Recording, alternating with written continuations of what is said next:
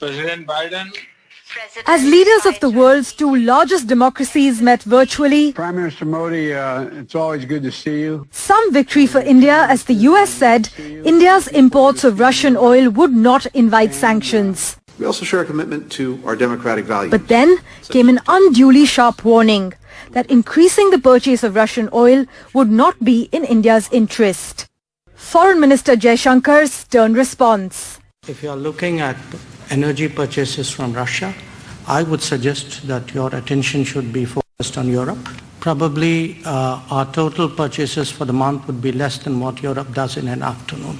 And then came direct and blunt criticism. Blinken announced that the US is monitoring the abuses of human rights in India, a rare, if not unprecedented reference to India's human rights record. We're monitoring some recent concerning developments in India, including a rise in human rights abuses by some government, police and prison officials.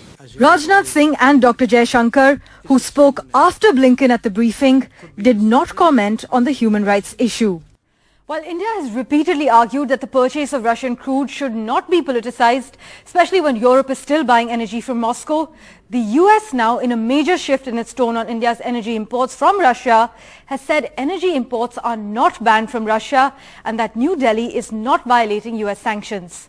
This, as reports state that India is planning to boost exports to sanctions-hit Russia by an additional $2 billion. Parmeshwar Bava for NDTV.